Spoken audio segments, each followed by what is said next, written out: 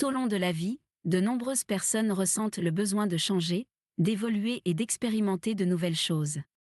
Cependant, malgré ce désir de croissance, il est courant de rester coincé dans une ornière, de reporter des décisions importantes ou d'éviter d'affronter l'inconnu. Pourquoi cela arrive-t-il ? La réponse réside dans un concept clé, la zone de confort. La zone de confort est cet espace mental et émotionnel où tout est familier et prévisible. Nous nous y sentons en sécurité, sans stress ni incertitude, mais aussi sans défis qui nous poussent à nous améliorer. Si la stabilité peut être agréable, rester dans la même routine trop longtemps peut devenir un obstacle à notre développement personnel et professionnel. Dans ce texte, nous explorons pourquoi il nous est si difficile de quitter notre zone de confort, comment notre cerveau nous conditionne à résister au changement et quelles stratégies nous pouvons utiliser pour commencer à faire de petits pas vers de nouvelles expériences. Il ne s'agit pas d'opérer des changements radicaux du jour au lendemain, mais de comprendre comment fonctionne notre esprit et comment nous pouvons l'entraîner à être plus flexible et ouvert à de nouvelles opportunités. Si vous avez déjà eu l'impression d'être coincé, que votre vie est trop prévisible ou que vous aimeriez essayer quelque chose de nouveau mais que vous ne trouvez pas le courage de le faire, ce texte vous donnera des outils pour commencer à changer.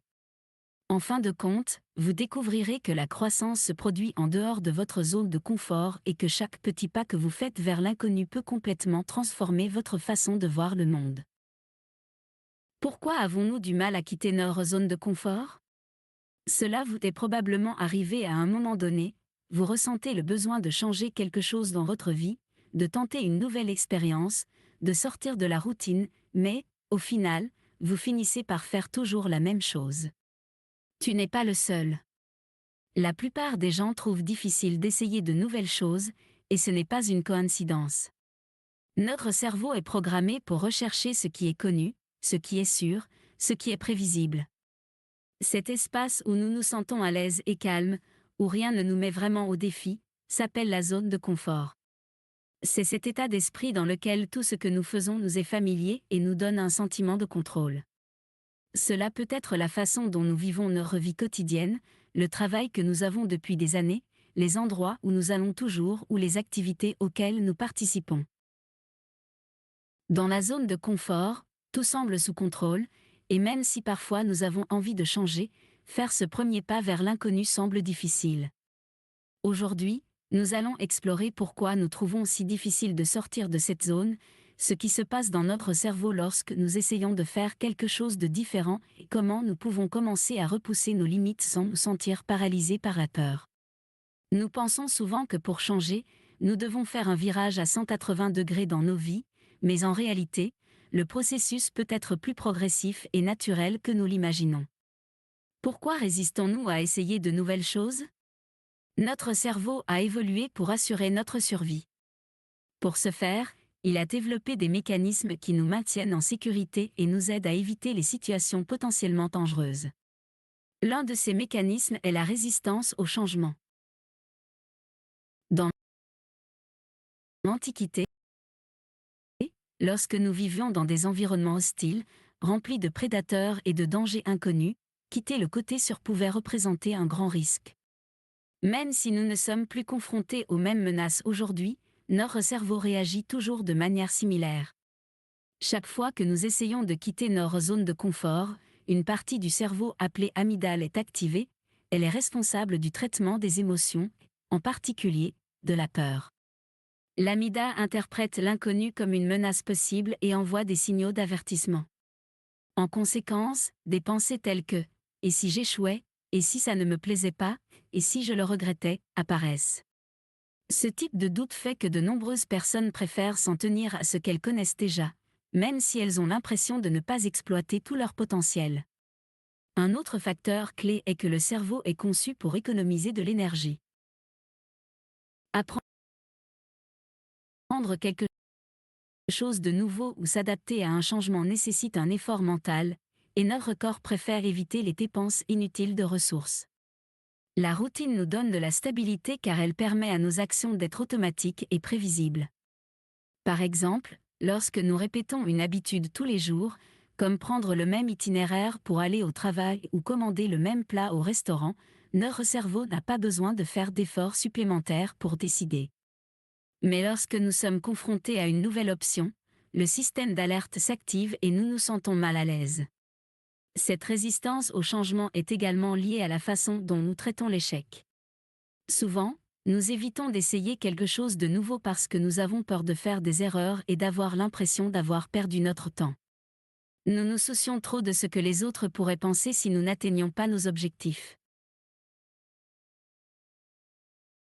De plus, le manque de confiance en nos capacités nous fait douter de notre capacité réelle à nous adapter à une nouvelle situation. Tout cela renforce l'idée qu'il vaut mieux s'en tenir à ce que l'on connaît déjà, même si au fond on sait que l'on pourrait se limiter. Pourquoi est-il si important de sortir de sa zone de confort ? Bien que la zone de confort nous offre stabilité et tranquillité, y rester trop longtemps peut nous empêcher de grandir et d'atteindre de nouvelles opportunités. Souvent, nous pensons que nous sommes à l'aise, mais en réalité, ce que nous ressentons est une stagnation. En ne faisant pas face aux défis et en n'explorant pas de nouvelles expériences, nous limitons notre apprentissage et ne parvenons pas à découvrir notre véritable potentiel. Sortir de notre zone de confort nous permet de développer de nouvelles compétences et de réaliser que nous sommes capables de bien plus que ce que nous imaginons. Chaque fois que nous essayons quelque chose de différent, notre cerveau crée de nouvelles connexions neuronales, ce qui nous aide à améliorer notre adaptabilité et notre créativité. De plus, en affrontant et en surmontant des situations inconnues, notre confiance en nous augmente, ce qui nous motive à continuer d'explorer de nouveaux chemins. Imaginez qu'une personne décide de changer sa routine quotidienne et, au lieu de prendre le même itinéraire pour se rendre au travail, elle essaie un itinéraire différent. En chemin, il découvre un café étonnant qu'il n'avait jamais remarqué auparavant.